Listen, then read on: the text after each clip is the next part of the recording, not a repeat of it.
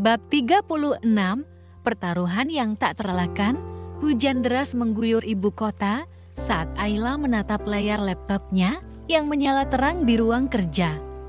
Tangannya menggenggam secangkir kopi yang kini telah dingin, sementara pikirannya terus berputar, memikirkan langkah berikutnya dalam pertarungan yang telah melewati batas logika. Berita terbaru di layar memperlihatkan bahwa beberapa pejabat yang disebut dalam konferensi pers mulai diperiksa oleh KPK. Namun, di sisi lain, muncul pula narasi tandingan dari media-media yang terafiliasi dengan jaringan DSP. Isinya menyebutkan bahwa Mahendra dan keluarga Arman tengah menjalankan agenda politik tersembunyi. Ini bukan hanya pertarungan moral lagi, ucap Ayla. Pelan, tapi sudah menjadi arena perebutan kendali kekuasaan. Di ruangan sebelah, Azaki tengah melakukan panggilan video dengan pengacara utamanya. Mereka akan menyerang lewat audit investigatif. Jelas sang pengacara, DP punya koneksi yang masih duduk di lembaga pengawasan keuangan. Kami harus pastikan semua dokumen internal kalian steril dan transparan. Kami sudah menyiapkan semuanya, jawab Azaki. Tapi aku ingin langkah yang lebih ofensif. Bisa kau siapkan gugatan perdata atas nama Ayla dan Yayasan Arman? Bisa, tapi dampaknya besar, akan jadi presiden hukum nasional. Justru itu tujuannya. Ini bukan soal uang, ini soal kebenaran yang harus tercatat secara sah. Sementara itu, di kediaman DP, pria tua itu duduk dalam gelap, hanya ditemani cahaya dari televisi yang menampilkan rapat DPR secara langsung.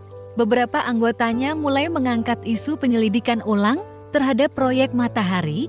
Beberapa dari mereka justru adalah mantan koleganya. Lihat mereka, geram DPR dulu menjilat, kini menggonggong. Asistennya datang membawa laporan.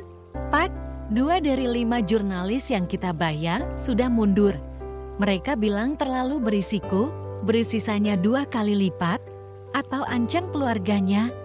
Tapi Pak, lakukan saja. Bentaknya, nafasnya berat, matanya menyala penuh amarah. Ia tahu waktunya semakin sempit.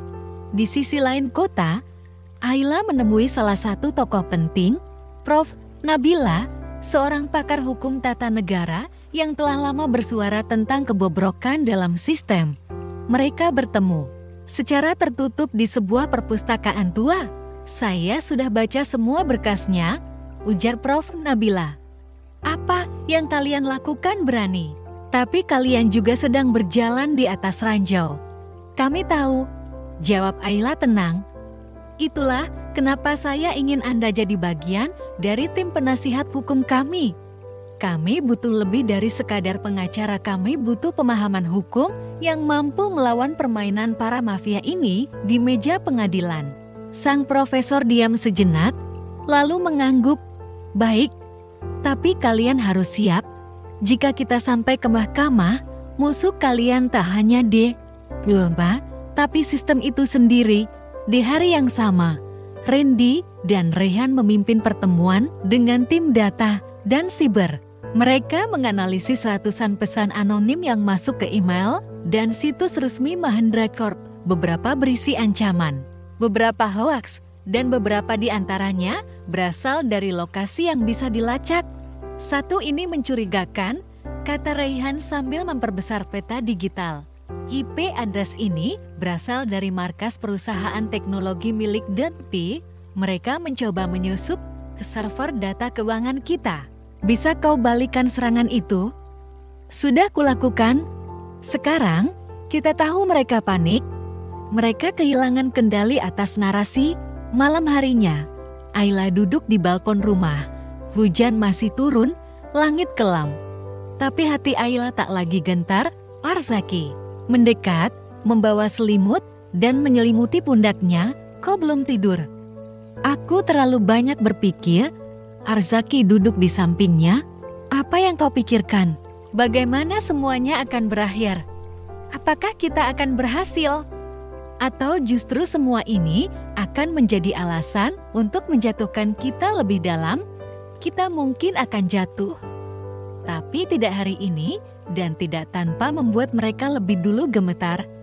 Ayla tersenyum kecil. Kau tahu, dulu aku membencimu karena semua ini, karena keterpaksaan. Tapi sekarang, aku bersyukur kau ada di sisiku. Azaki menatapnya lama, lalu menggenggam tangannya. Kita akan tetap berdiri bersama apapun. Akhirnya pagi berikutnya, dokumen gugatan perdata resmi diajukan ke pengadilan. Media menyambutnya sebagai langkah berani yang belum pernah dilakukan sebelumnya.